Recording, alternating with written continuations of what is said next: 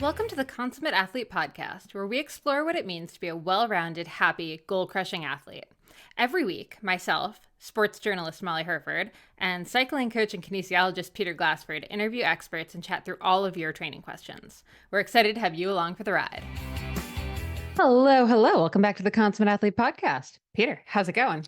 It's good. We're indoors now, which is very nice. I'm happy to be indoors. We had a few weeks there camping, van lifing, I guess is what you call it, but we're back indoors, which is nice. Yes, for sure. Also, side note, if you listened to the podcast last week, apologies for the audio. We're actually going to redo that episode. Just some weird issues with our mics and stuff. I'm not going to blame the van for it. I'm going to blame me not paying attention to the controls. So That's right. But we're attention to detail here. So hopefully, if you listen to it, maybe go back and we did better job, maybe. And then if you didn't listen to it, hopefully you go back and listen to it. It's a good one. We talk about ice plunging, a few other hot button topics or cold button topics. Speaking of hot topics, today's guests. So for Valentine's Day, we thought, what better way to celebrate than by bringing on our favorite coaching couple? David and Megan Roche are back on the podcast. They've both been on as individuals. This is the first time we had you know what? I'm going to say it. We had to force them on the podcast. We had, Okay, well, sets the tone for what's coming. Yeah, this podcast gets giggly. I'm going to say about 3/4 of the way through, we switched to a little bit of Consummate Athlete After Dark. We're talking about all things libido, but before that, we're also talking about just what to do when you and your partner both have big training goals, big racing goals. How do you balance that? They're also new parents, so talking about how that's changed both of their racing goals and training goals. So I think this is a really great episode, especially for, active couples. And they're indeed, I love just their whole vibe is so cool. And I sometimes I call it Coach Glasso after Coach Lasso, Ted Lasso, but they also love Ted Lasso, and I think are real life, just balls of positivity and enthusiasm. Balls. Okay. Okay, I really like that you've carried this. This is like 3 weeks after we recorded. Molly's still on it. So in any case, you should check out their book, The Happy Runner, which we'll link to in the show notes, which it's is the most recommended book that we really know. And I believe you can just insert cyclist or whatever you do for pretty much everything in that book, up to even strides, which are a big part of that as well. So you can just do the same thing on your bicycle and it will be great. But also, I think there's some really good nuggets of wisdom in here as well. So I think, if you're a serious person, maybe like myself, you might just, I think there's some great takeaways as well. Absolutely. All right. Before we get into it, just quick shout out to our sponsors. We're actually going to call ourselves our sponsor first. We've had a ton of our pre-made training plans just going out the door this past month. Don't know if it's just that we're, 6 months out from a lot of the big races, but if you're racing, whether it's Paris to Ancaster, Unbound, Leadville 100, we've got training plans that start pretty much now and run through that event. So definitely check all of those out. We also have more generic, 3 months to your first off-road race, base season, indoor training, strength training focus, all kinds of stuff over in that library. So we'll include a link to that in the show notes. That's right. Yeah. And we'll also include the secret discount code for 25% off any of those pre-made, or I prefer to call them event or goal-based plans. And, they're like a map. The map isn't specific to you. You have to figure out where you are on the map, maybe customize it for where you want to stop along the way. But it's sort of like a map that you're buying. That's the way I like to think about these event or goal-based training plans. Love it. Love it. And of course, we also want to shout out our sponsor, AG1. So if you're looking for just a really simple way of upping your health this year, upping your, immunity, and just kind of generally making sure you're checking all of the boxes with getting in your vitamins, minerals, probiotics, prebiotics, adaptogens, and of course, greens. Cannot recommend AG1 more. It's something we've been using for a couple of years now. David and Megan also use it. They talk about it all the time on their podcast as well. Some Work All Play, if you're not already listening to that. That's right. I would say they're enthusiasts of AG1. They are, yeah. I mean, they're enthusiasts. We like it, but yes, I guess they're enthusiasts of Most lots things. of things. But at any rate, I really love it, especially traveling. There's just so many opportunities to get sick. And I have to admit that I feel much, much better when I am taking it on the regular. I recently had a moment where we ran out. It was very upsetting to me. And we did get sick. Now we were That's traveling true, and yeah. holidays and visiting family, but you never know. I'm just saying, yeah. Anyway, if you want to take ownership of your health today, you can head over to drinkag1.com/Molly H. You'll get not only your, subscription to AG1, you'll also get 5 free travel packs and a year supply of immune supporting vitamin D. So again, drinkag1.com/Molly H to check that out. All right. Without further ado, let's get into this fantastic episode with David and Megan Roche. Enjoy. Megan and David, welcome back to the podcast. We're so excited. Thanks so much for having us. We're so pumped. I'm like kind of ridiculously excited for this. It's been on my calendar now for about a week, and I'm like, I'm just so excited. I'm talking to them. This is gonna be great.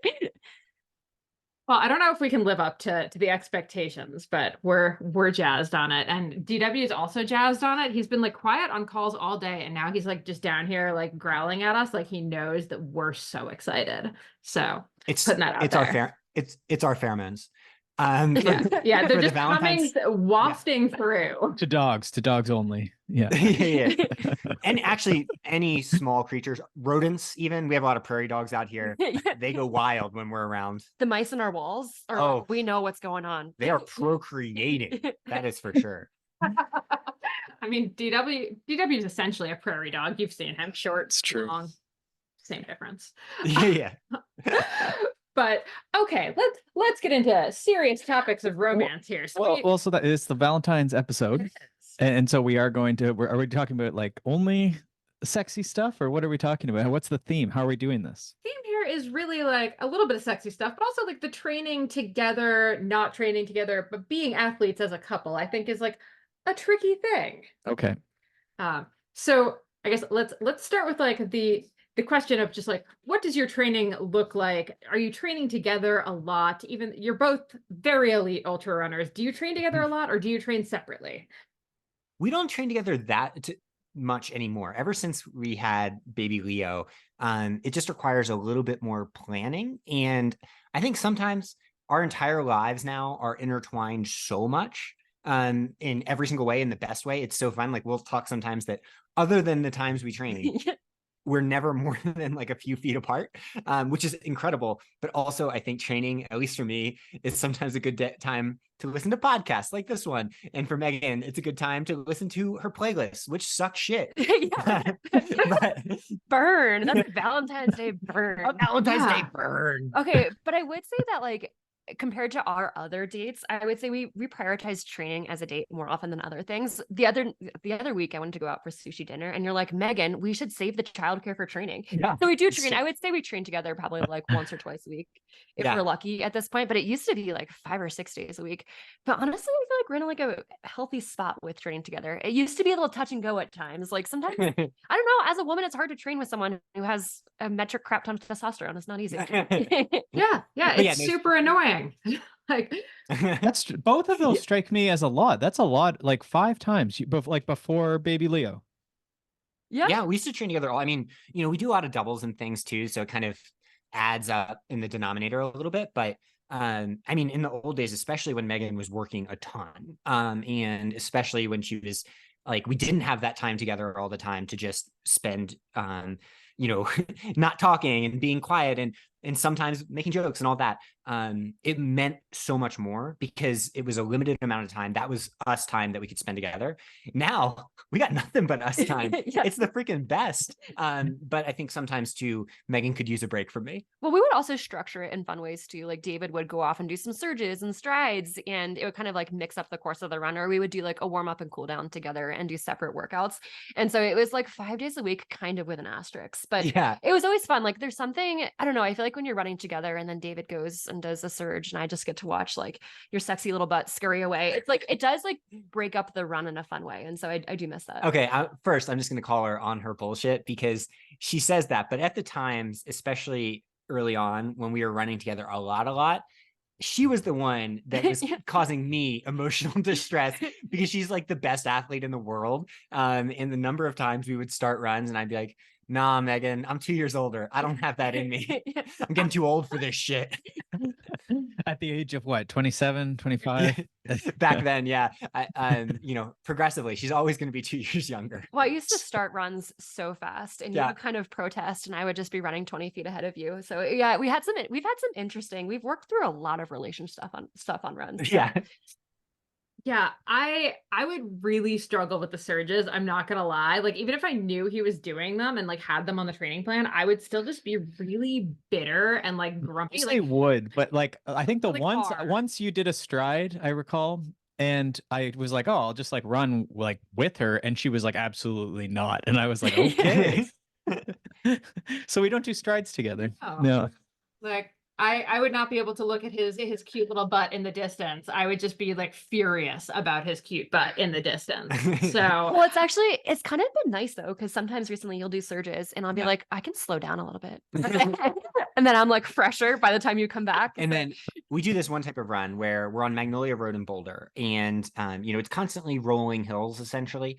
And the way we'll structure it is on each of the uphills, I'll go and do like a relaxed surge, and she'll just be like, "Oh, David, go ahead and do this," and then I'll finish it, and I'll be like, "I'm really proud of that one," and I'll turn around, and Megan's like right there. So I think one of the biggest places of growth I've seen is like just in Megan, like the way that she supports my training is so huge. And like it's just been, I felt that so much in the way we run together and things. And so, I mean, now, like in the old days, a lot of the times our runs together would be the 4 miles or the 5 miles, like the times we were doubling and things like that. Now it's a lot of the times it's going to be a big long run day or a time when we really experience an adventure together, because one, that's when we can get childcare and make that happen. But two, it's just such a special time. And sharing the special times, sometimes a little bit more important than the mundane times at this point of our journey, I think. Yeah, and I've come to like love it and appreciate it so much. And I think I've also evolved too. And you used to train, I mean, you still do, you train a lot more than I do. And I think back when I was a younger athlete and didn't quite necessarily like have the context for people have different training philosophies. There's different things like, sometimes female athletes train a little bit less. She says that she's my coach. So yes, yeah, different training philosophies. Yes, but similar training philosophies, but it's like, we're different people. And Yeah, it used to bother me. Like, you do 1.5, sometimes 2x the amount of mileage I do. And now I'm just like, I'm chill. I got this. And it's been a fun evolution. Like it used to be really, really hard on me. yeah, that's where I am, especially because he's on the bike, right? So his training week is like literally double mine in terms of hours, which can be extremely, extremely frustrating for me sometimes. But that's one of the best parts about running. We were actually talking about that last night. We were watching the recap we're recording this before Valentine's Day. We were watching the recap of the Tour Down Under, and we were reflecting on cycling versus running. Whereas, so like yesterday, for example, I went out for a 13-mile run, which is basically as far as anybody's going to go, including Kipchoge on their weekday run, just their single run. Whereas in cycling, you're like, you can go 5 hours if you really want to. I mean, there's different training philosophies. But the point just being, I remember when I transitioned from cycling many, many years ago being like, well, the problem with biking is I don't know if I love it enough to put in the work that's required to see what my potential might truly be. And so running is nice in that regard because like, those 10-mile runs or whatever are equivalent to going really freaking far on the bike sometimes. Absolutely. Okay. So seriously though, best tips for couples that want to train together and not kill each other. Like what is the secret sauce that's making this work? Because like, I'll tell you, we handle maybe one run a week together. And it is that adventure one, like sort of that longer one. So I think that's a good tip. Just like, pick one, like whatever it makes sense with your paces and stuff. I think Also, that makes how sense. do you not want to punch your partner in the face when it gets you lost in the woods and now you're going to go like 2 miles longer than you originally were planning to be out, and you don't have enough snacks? For sure. Actually, David's thing is usually he's like, oh, we have like 3 miles to the car. And I always double that just because it's usually closer to the estimation of the amount of time it's going to be back to the car. So yeah, we've definitely gotten in those situations. I think for me, it's a lot of intentionality. So just like really setting intentions before the run of either like, this is the workout structure, or we're just going to be out here having an adventure. Like this is pure play. And I think we've gotten a lot better on that communication front, like during the run and like staying in check, like, oh, is this too hard? Like, how are we doing on that intentionality front. And I think now that we coach each other, like I feel like that dialogue has gotten a lot better in that like communication intentionality structure. Yeah, and I think just cheering for your partner harder than you cheer for anybody else on the planet. Like, I mean, I think that's one place I've always been really good, but like some of the pressures on female athletes in particular have been kind of hard, like, and I think they're always going to be hard in that direction, usually just given the implications of, testosterone that an average guy is, like Megan at her, like back in 2016, let's say, was probably 20% better than I was, but I was able to run, if I wanted to, I could just run away, even though she was way better than I was. And that offset is so hard for a competitive person. So I think like really grounding it in, okay, we both have our goals, we have our separate, physiologies, and we're going to cheer so damn hard for that other person that it's going to just kind of smooth everything else away. Because like at the end of the day, the coolest thing about a relationship is you have this partner that is all in for everything you do. And that's what I felt from Megan. And like, it's the coolest thing ever. It's like the ultimate life tailwind. And I think too, it's that like investment, as Megan said, the intentions, like, if you want to train with this other person, you need to invest, like whether it's a little slower than you want it to be or shorter or a different, for me, it's like, okay, what are you suggesting here? Well, for me, it's actually more the like this route. And I think I've gotten better with this is like, I will ask you, like, does this need to be like to the letter or can we explore? And then sometimes it's like, no, we're doing an out and back on this like marked route. And I'm like, well, this is painful, but I will do it with you because that's like more interesting than like not running with you. So I think that's Megan's point on intentions. Like, what's the goal of this outing that we're on, right? And there is the option not to run together, which, as you say, maybe that's the best thing if you spend already have great quality time. Well, a concrete tip, and this goes for everybody. This isn't just relationships, but if you're in a running partnership and it's an aerobic day of any type, then the person who would finish behind in a race takes the lead, sets the pace. And the other person, I think, needs to be extremely cognizant of never half-stepping, like never making it seem like they want to go faster unless that's a stated goal. And that's not just relationships, like anyone. Aerobic days have no limit on how easy they can be, but they do have limits on how hard they can be, and those limits are usually very close. So that's one thing, we've learned is either, Megan will take the lead or if I take the lead, it's to slow us down. It's always... I have actually come to love that. I used to hate it. I was like, what are you doing? We're losing our Strava segment. But like, I feel like with age, I've gotten more mature. And I some of my favorite runs are following behind you when you're like intentionally slowing the pace down. And it's so fun and joyful. And I've really come to appreciate that. And she's such a great athlete that like, me slowing her, I mean, often it's for me. Like that's why we're doing this, because like I like to train pretty slow sometimes. And also she's just so strong that like Strava segments and things, like they're always going to be there. And when she's training with me, she knows she can push a little bit, and there's a temptation there. So there's been many runs, and also many runs where Megan's gotten the front row seat for my ankle getting pancaked. Oh my gosh, the worst. Yeah. So she's seen a lot back there. You almost need to run up like a chest GoPro just directed at David's ankles just to do like a slow-mo of like the ankle just folding over itself. Actually, one David time has pictures of my ankles at like 90 degrees. We'll send it to you. No, don't. I like not in a group chat. You can send it to them without me on there. I like can't look at it because it's nausea inducing. There's one from Steamboat last year before the Run Rabbit Run 100 mile. We were going out there to coach. We're in this beautiful aspen forest. And sometimes I'll just like, go ahead a little bit to take a photo of her as she's coming by. And which is amazing. And it's also why we have like 5,000 photos of me running and like 0 of you, because I can't just like prance ahead and take a photo of you. The reason we don't have photos of me is because no one wants to see that shit. But on this one particular photo, I have something of Megan's ankle like fully folding over to the point that like the side of her tibia hits the ground. But the weirdest part, and it shows how wild physiology is after that photo, she like screamed for a minute, as we all do, cussed in the forest, and then was able to run 8 more miles on that ankle and had no further issues. Human physiology is wild. I have seen that photo and knowing that it didn't hurt you. Oh, it hurt. But it didn't bother you. Like you were fine. It bothered me. Yeah, well, you didn't get an MRI and you kept running through it. And you ran 16 miles the next day. It's one of those really motivating things. It's like, no matter what happens to our bodies, there's always a light at the end of the tunnel. Yeah. Okay. Now you mentioned like stopped because you're hurt and cursing in the woods. How, like, what is your strategy for like when one of you is in a funk or like going through a bad moment? How do you handle it? Are you like, okay, he needs like the 30 seconds, or like a try to problem solve, or like a here's a snack that would get him murdered, but like how do you work with that?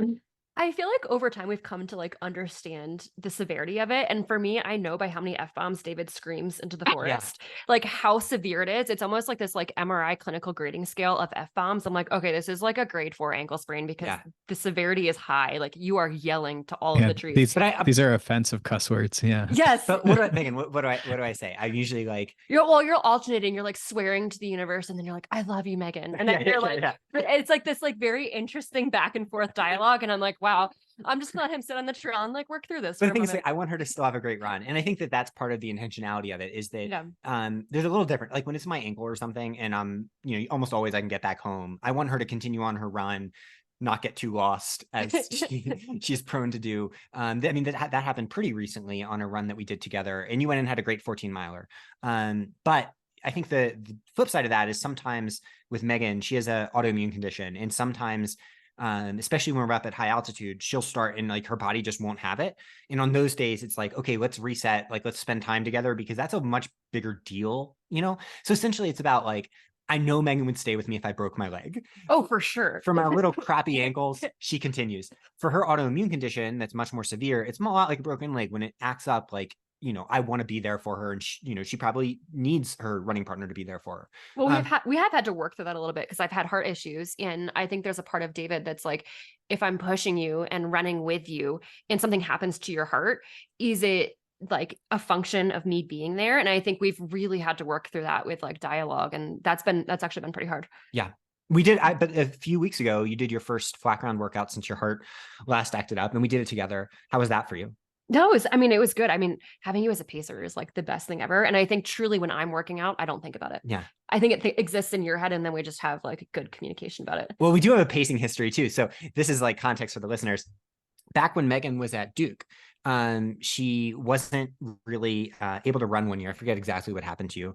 But the team still wanted her to qualify for regionals. So you have to run under a certain time, and the 10K was going to be the race, because Megan, even without training, could probably qualify because she's that big of a freak. But it was at the end of the season, and there was no one to pace, and the times were pretty fast, because track times now are wild.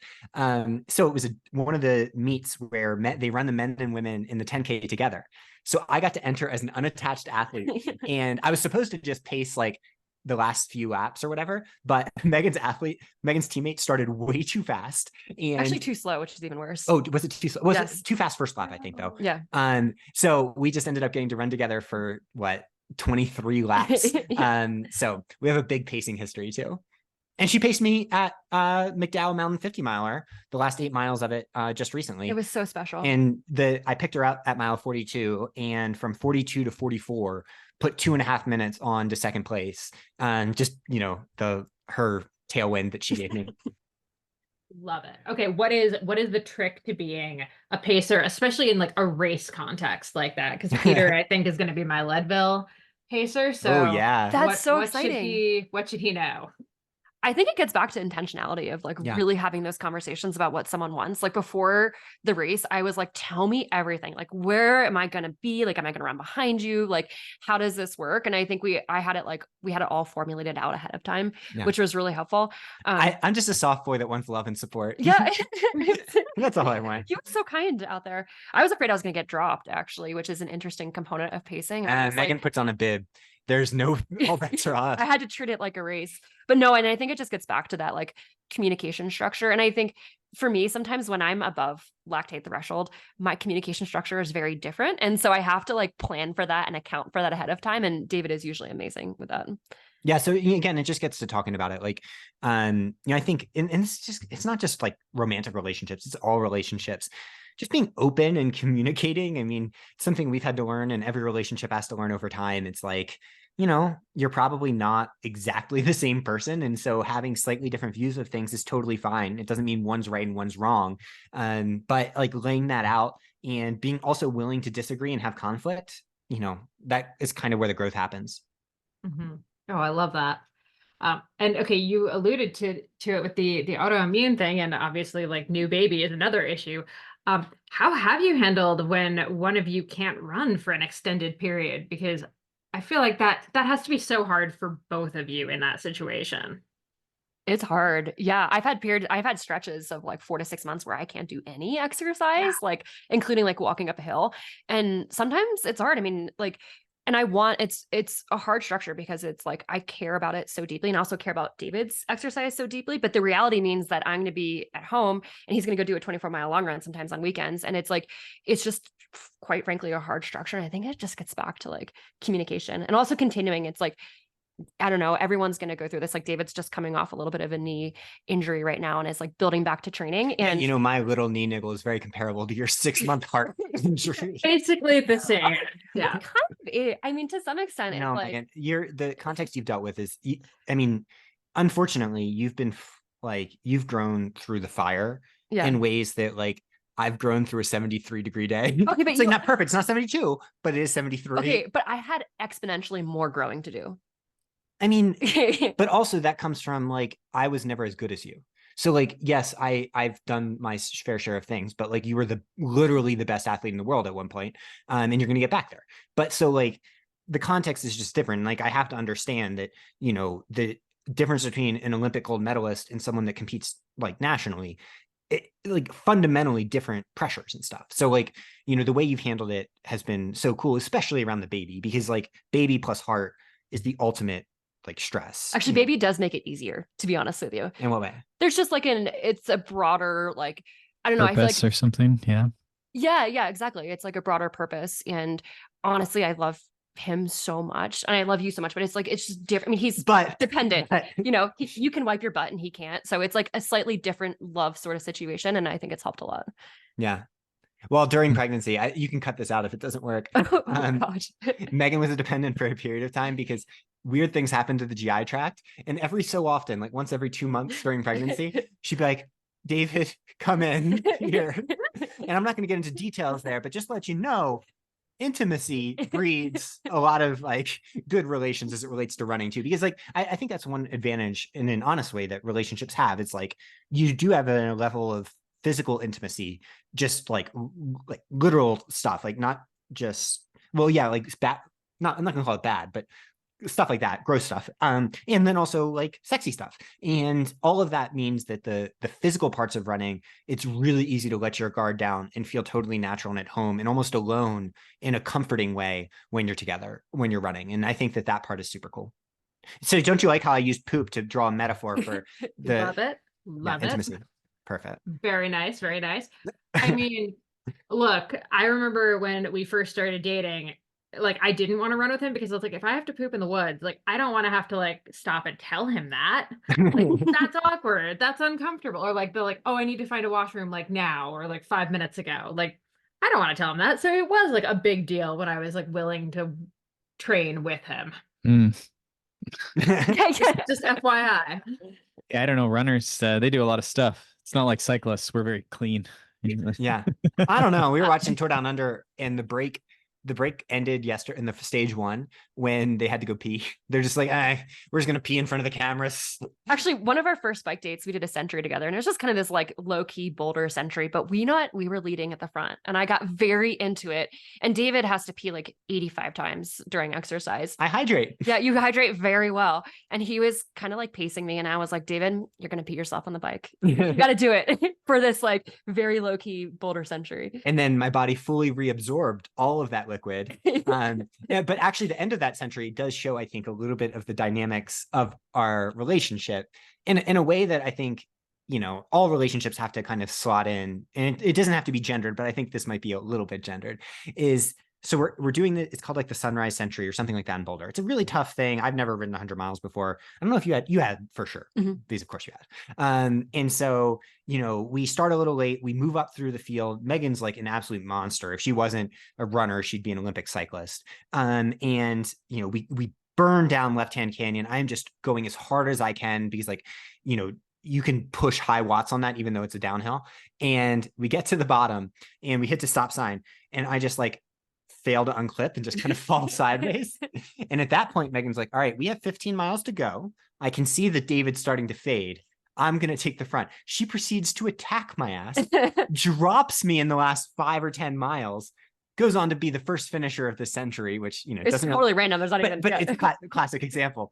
And I like to think what would have happened if the tables were flipped in that situation. I was incredibly happy. But, it just points out too that like, there's a different dynamic. Like for me, I'm like, oh, well, what Megan's doing out here is 10 times more impressive than what I'm doing. And uplifting that is part of like, almost like being a fan of like the Kansas City Chiefs or whatever. It's like, well, if you're with Patrick Mahomes, you say, Patrick, I know what you do on Sundays. Okay, that was a really like football specific reference, and I'm not gonna lie, just right over my head. Yeah. I was like, Okay. I mean, Taylor Swift is there? Like, that's Yeah, really yeah. all I've got about the Kansas City Chiefs.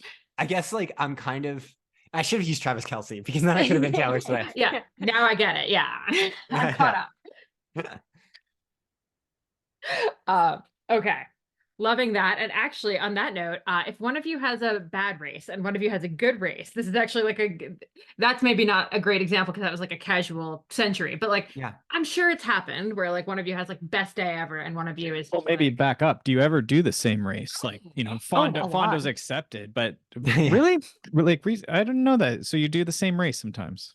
All the time. I mean, it's like if we're gonna travel somewhere, it's like we might as well both race. Like, Yeah, I would say make some bang for our buck out of this trip. probably 90% of our races Yeah. we share, including world championships races. Like every time we've been on Team USA, we've done it together. Although Megan has done a couple, she's better than me. So she's done a couple that I haven't, and she's won those when she's been in North America. But like, But yeah, race performances are kind of correlated. Like, There's probably I pretty mean, strong which correlation. actually makes sense because it's like you feel like, like, are we both like dealing with something like a subclinical illness or something like that? Like, I feel like a lot of the times that we've had rough days together just randomly, and a lot of the times that things have gone well, it's gone well together. But we've also had like mismatch in that, and it is hard. Yeah, like remember like 2015 US 50K National Championships. Megan had mono. We didn't realize it at the time. And I think you DNF'd at like mile 8. Yeah, I was like, what's going on in my body? Yeah, and I had a really good race there. And I think it just kind of also just gets back to like that's always going to be tough, and you just kind of have to accept it. Like Megan, I would be so much better at it than I was in 2015. In 2015, I sat in the car and cried. And then I like waited over to like congratulate David at the finish and then went back to the car to cry. And I feel like now I would just be like, well, that was a tough day. But also you're allowed to hold 2 ideas in your head at once. Yes, like, yeah. You can be proud of someone and happy for them and also really sad for yourself. That's beautiful. And like, I mean, I think I realized that at the time. And then on the flip side, like, Megan has won like a bunch of national championships on races that I didn't or whatever. And like, for me, that's the coolest thing ever because like, if I could just see Megan have the days of her life, it would be awesome. But then often it's just like doing races together. You get where you get to share the experience. And a good example of that is at World Championships in 2017.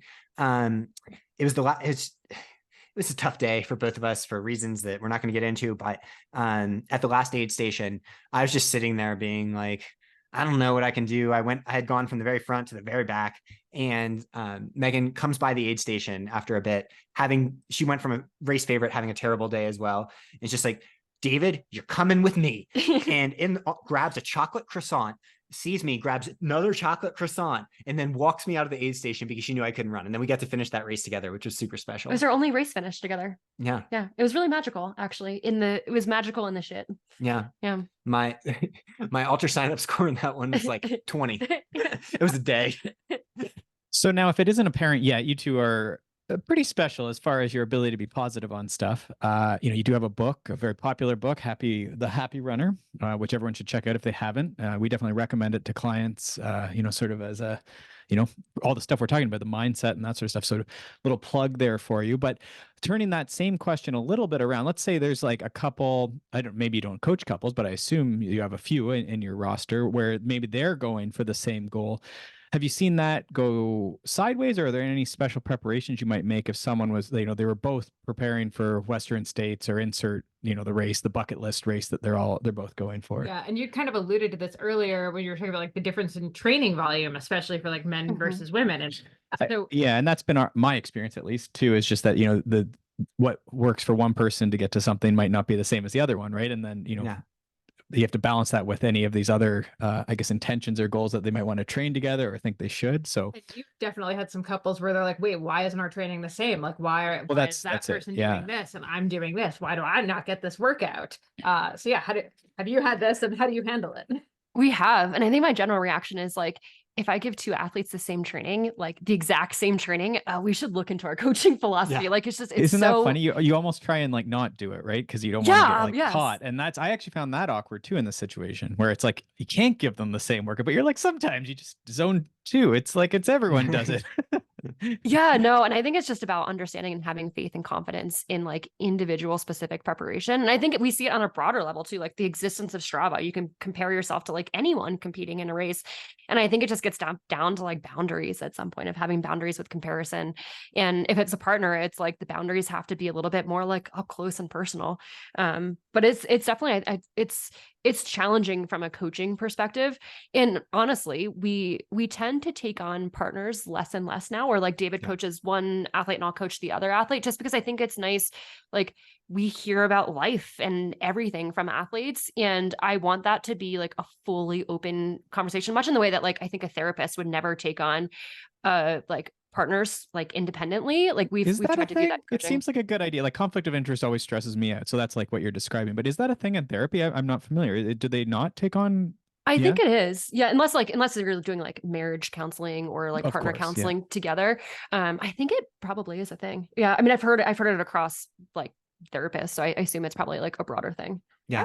I wouldn't want to have like the same therapist as you. That'd be really weird. I know. You'd be like, what'd you hear from him? Yeah, like, are they be judging me? Like I'm complaining about something. And I'm like, well, that's not what I heard. Well, and as the like dumbest person in this room, you know, like I think it's a coach is a coach, but like a doctor, and if like, but that's the issue I'm talking about is like, you know, as the coach, now you do have details on both sides, and sometimes that's helpful. But other times it might, you know, it just confuses things, or it just gets stressful. Yeah. And I've learned, I mean, yeah. He's been waiting for the dumbest person in the room. Yeah, I've been holding that one. That was one of my jokes. He ran it by me last night. I was Thank you for laughing. Yeah.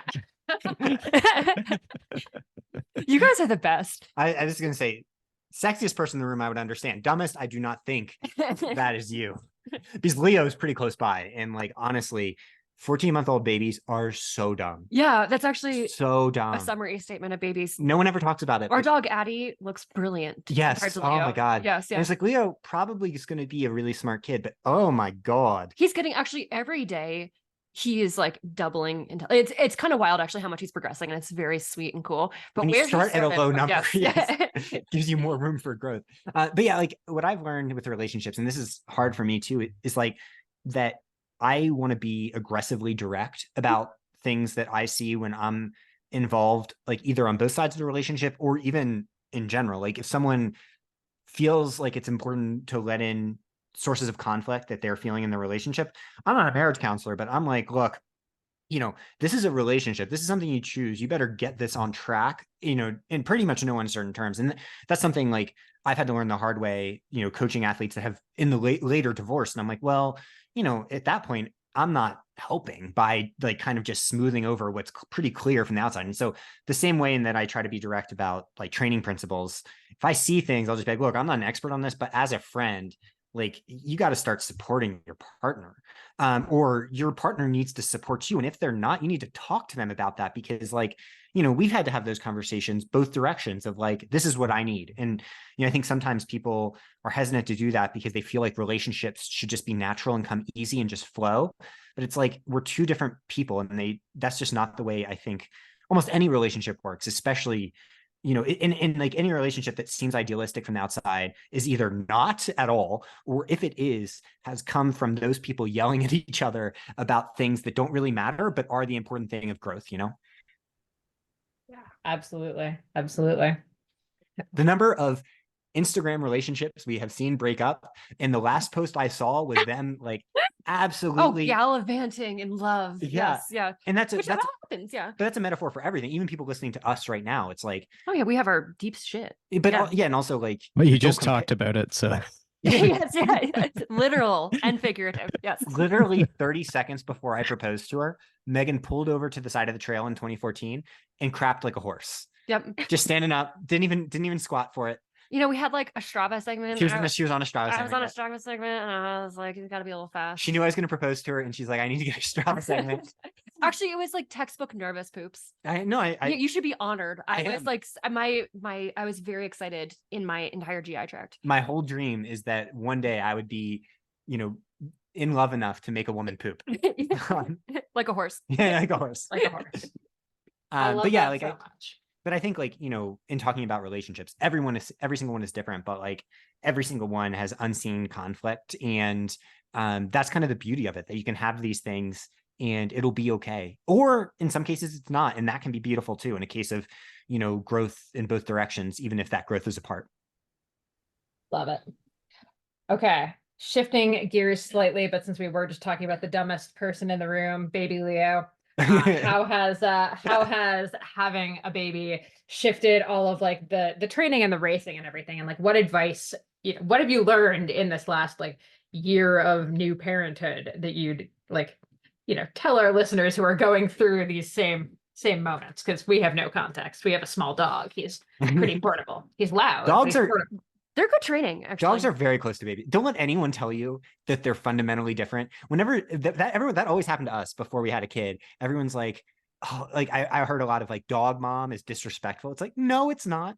Like you're fully responsible for another creature's existence. You can count yourself as, a caregiver at that point. For sure. No, I mean, I feel like the amount I love Leo, like I said before, is so wild, but also the amount in which Have you ever pooped for him? No. Okay, don't answer that question. During childbirth, all kinds of things happen. That's true. Yes, I saw that. Yes, yeah. I was very excited about Leo coming out and other things too. No, I love him so much, but I also love our childcare so much. And I think like by investing in childcare, we're investing in our training, in our work, in ourselves.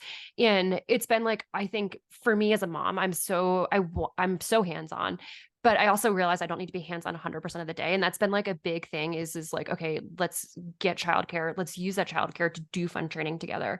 And I think that's like my biggest suggestion is like, if you have the ability, and it is actually wildly expensive and it's a privilege to have childcare, but for us, it's been so worth it. But even before that, I think the one thing you demonstrated right off the bat is that you were willing to prioritize training. Mm-hmm. And that would be my suggestion is like the childcare comes later. Like we didn't have that for, first a couple months. Yeah. 4 months, 3 or 4 months is that like, you tag team and this stuff matters like that. And it's good for it to matter. And just because you have a little kid around doesn't mean that you can't still care a lot about your stuff, whatever that is, whether that's training or doing board games or whatever it is that brings you passion and personality. I think sometimes people, when they become parents, just like let themselves become secondary. And the whole point is like, no, you want to model for that kid the caring about stuff that might not like directly contribute to economic well-being is incredibly important because that's what makes you who you are.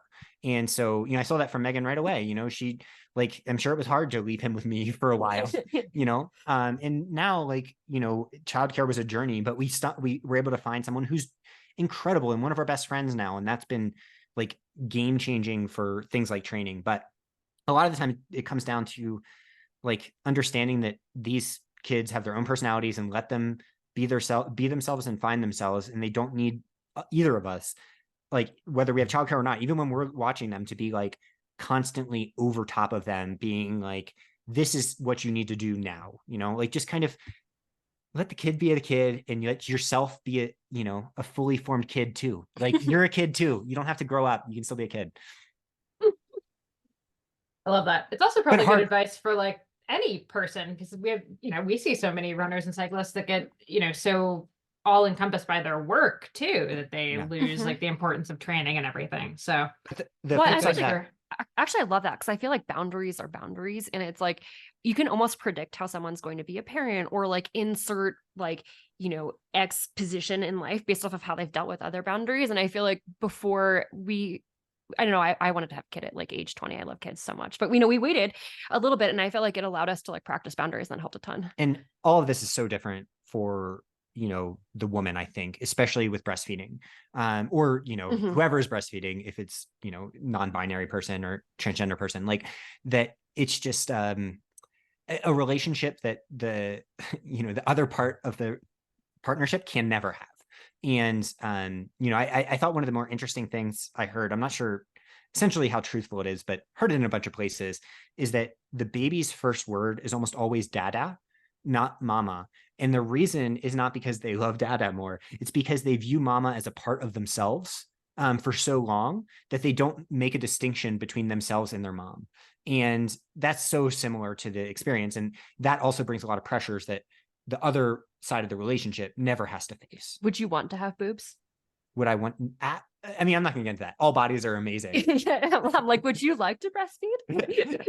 But I mean, that also gets back to like just division of labor as much as possible, because like resentment can form, and talking about it to make sure their resentment doesn't form. I see that all the time, like people resenting their partner in these situations, and or even sometimes like the baby, because like, if it changes the dynamic of the relationship. Yeah. Hard. So like, I would wake up in the middle of the night with Megan, and like she would pump and I would feed Leo a bottle, like that type of thing. I think helps. And obviously Megan had way more stress on her, but just trying to split it as much as possible is pretty cool. And also, I was the one in the relationship that never wanted kids. Like, and I'm so happy we did. And Megan's the best mom in the world, and I'm learning.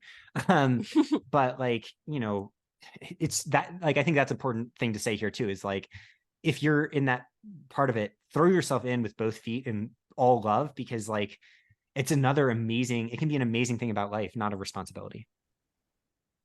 Well, we're getting into the last sort of 10 minutes or so. So did you want to hit some of these other ones? These are more service oriented. Not that there hasn't been service in these other ones, but these are more, I don't know if they're quick hits, but they're. First of all, I was really afraid when you turned to me. I was like, oh God, is he going to say he wants a baby all of a sudden? Like, you've convinced him. Oh no. He turned 40, he talked to you, and now it's a thing.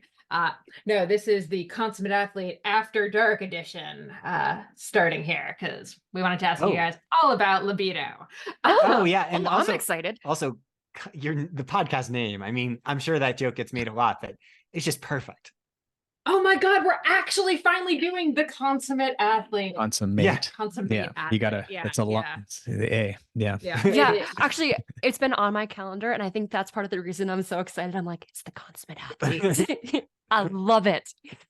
It's funny. One person who like really loves it, this older guy who runs races in Ontario, and he like always is like consummate. Yeah. We're into it. Talking about that. But seriously, we have been very jealous that your podcast is way sexier than ours, despite the fact that ours has it in the name. Was not intentional. Also, I don't know. Think about it though. Some work, all play. Swap. Partner swapping could totally get some people through Google search, through search engine optimization, that then find out, hey, we want to hear two people make jokes. Oh no, so there's probably like a lot of crossover too, of like listeners that like found yours and then found ours and just got disappointed both times. Yeah. Like, oh, this is just a bunch of endurance. Where is this? Yes, Swinger Endurance Athlete podcast. Megan's about to read a book on what? Oh, actually, there's a book recommended. I saw it like profiled on NPR about polyamory, and I was like, that seems like personally a nightmare, but I really want to read about it. So I'm so fascinated. So we're going to be talking about. I know that will be different ahead of the things soon. podcast. Yeah. Nice. Yeah, I feel like possibly this might even go into my libido question here. My take on it is really just who has the time or the energy. It's like so much work. Yeah, I can't even keep a Google Calendar for myself. Let's not bring in more people. Yeah, just way too much organization needed. Yeah. Anyway, okay. So people always talk about exercise as increasing libido. Like you see it all the time. Anytime you're reading an article that's like, 5 ways to get sexier or whatever, it's always like exercise. It's going to give you endorphins. You're going to want to have sex. I feel like that is not necessarily the case for like the ultra endurance population to whom we are speaking. What are your thoughts? Yeah, that's like the Shape magazine take of like going out and like hanging out on the elliptical for like 15 minutes a day, because my libido would probably be so much higher if I did that. We see it all the time in athletes, and it's actually honestly like for being real and concrete, like from a science question, it's an important topic to ask all athletes, just from the standpoint of like, okay, are we training too hard? Like, how is energy availability? How is stress? How is sleep? How is like, because it's an amazing like reflection on health and hormones and life. And so we honestly like sometimes have asked athletes about it really openly and lovingly, and just grounding it in science too. Yeah, and I think the key point here is that there's an individual baseline that varies a ton amongst people.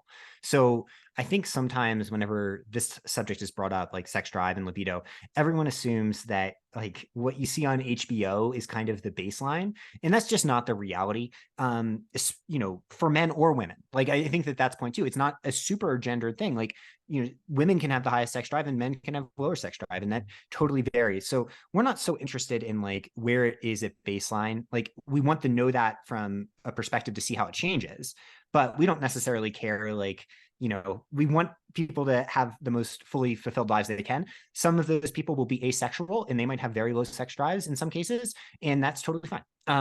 But changes on that are hugely important, especially as training changes. And that's one point that it gets hard for endurance athletes, because if you've been training forever, you might not really remember a time before that, especially if you haven't been treating your body great. So we essentially try to identify that when possible. And then there's, you know, gender specific cues that are relevant here. Are you trying to say like morning erections but struggling? I was going to make a joke about like in a similar vein and then say Yeah. morning wood. So like Oh, that that's would where be I was good. going Yeah. with this. Oh, Yeah, we're on the same page. I No, love it. no, I mean, you were starting to like pause, and I was like, he's trying to say it scientifically, and I'm just gonna spit it out. you know, hey, you're not going to swallow it? Yes. Finally, we went there on this podcast. I'm so There you go. So Megan, But- who is a doctor, is going to tell us about morning erections. Double doctor. And not only that, she has literally done research that does analyze this type of thing. There's I elite ask it athletes. on survey questions. Like I do research at Western States, and it's a survey. I ask about libido. We ask about morning erections, just because it really does give a cue into like health and hormonal profile. Yeah. And I mean, for like a, you know, personal story here, like a few weeks ago, I noticed some like that becoming more of an issue than it had been before. And Megan, like talking to her about it, and it's another thing of like talking to someone about it. But in this case, it's great because I have like the world expert here. She's like, all right, we're gonna go get a blood test. We're gonna figure this out. I got a blood test and my testosterone was good or pretty, but my sex hormone binding globulin was high, which prevents some of the expression of that testosterone into free testosterone, which probably indicated, given where I was, it probably wasn't overtraining. It was probably slight underfueling. So it's been a really eye-opening experience to be like, okay, there's physiology underneath all of this stuff that we're influencing with training. In the same way that we're obsessed with adaptation and performance, like it kind of necessitates caring a lot about this stuff too, not just for ourselves, but for athletes. And so, you know, it's been really cool. Like, you know, the changes I've gotten to see in my body in a very short period of time, just from understanding that this isn't a mental decision or a mental calculus. This is literally my body doing chemical reactions that I have no control over on a like zoomed in way, but I do in like a broader scale decisions I make across the course of weeks and months way. Now, just for the listeners, because they may not be familiar with this morning erection concept. Yeah. Megan, I'll let either of you answer. I won't put Megan on the spot on this, but just for the listeners, so the idea is that you would have a morning erection most days. Is this the idea? It depends. I think it really gets back to baseline. And I think the challenge sometimes too is that like baseline might be like sometimes people and athletes slip into low energy availability without even realizing it, because they might have felt like they've been there at baseline, like maybe since age 18. Or low vitamin D. Yes. Yeah. A number of other things that can affect testosterone or sex hormone binding globulin and influence free testosterone. Yeah. So it's more, I don't talk about like, okay, like you should be having morning erections. And that's also like, not the way it works. Percentage of number. It's more of like, is there a change? Or have you noticed like a fundamental difference? And then when combining in that with libido, kind of considering that together. And it's called morning, but it doesn't necessarily mean when you wake up. It's just like you're aware of this sometimes, you know, like it's not a like that type of thing. It could be a midnight wet dream. It doesn't have to be a 5 a.m. situation. Like there's gradations. Yeah, Megan, I'm glad you said that. Yeah. But for women, Okay. I mean, women face Well- the same. Yeah, sorry. I was gonna say, sorry, we've had a product idea because okay, so we have like the Oura Ring, the Whoop, we have all of these wearables. Could we please come together and make the dongle? I see where this is going. I think there could be one out there, actually. I want to Really? call it the dongle though, just to be clear. Yeah. Yeah. I've Yeah, like I thought think- through this like long and hard about this. I'm trying And to remember if I made a joke about this and that's where it's coming from, but I'm almost 100% sure someone is creating something like this, or it is created. Wait, you're talking about Yes. a performance cock ring? Yes.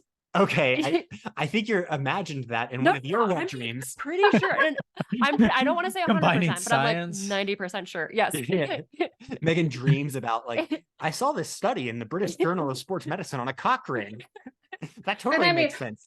Could you tighten the whoop enough? Yes. But for women, there's similar considerations, like especially like one thing you've been educating me a lot about for athletes is how testosterone levels in women still matter. It's not just like estrogen. And so all of these hormones are working together and they're influenced by training. And so monitoring them and understanding how they influence your body is really important, because like we are hormone driven creatures a lot of the time, even postmenopausal, even as athletes age, like hormones play a big role in how you feel, how you adapt. And training is essentially like hormone storms, both good and bad. So it can be really tough to balance. And I think it's one of the challenges of being an endurance athlete that people are scared to talk about.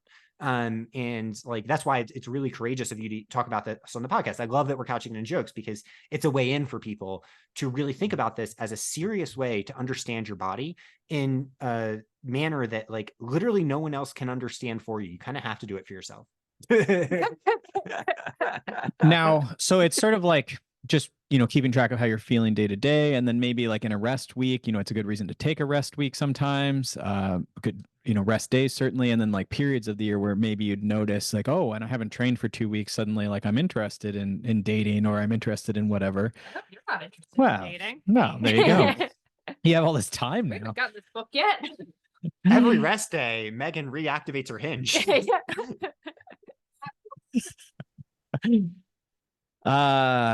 you Don't go. even know where to go. Yeah. Well, I but had no. Do you Yeah, have a no. follow-up? I do have like one follow-up, is just like really, I mean, we've talked about it, like obviously on, high volume weeks, like we're probably not going to be quite as interested in sexy good times. But like at what point does it become a problem?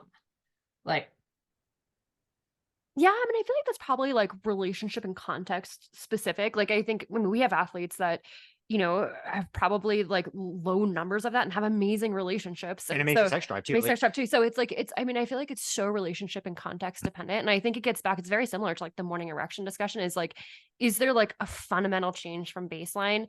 And is that fundamental change problematic for both people too? That would be my, yeah. And I think as it relates to the relationship before the athletics, like the relationship, it depends on like the communication, Yes, like yeah.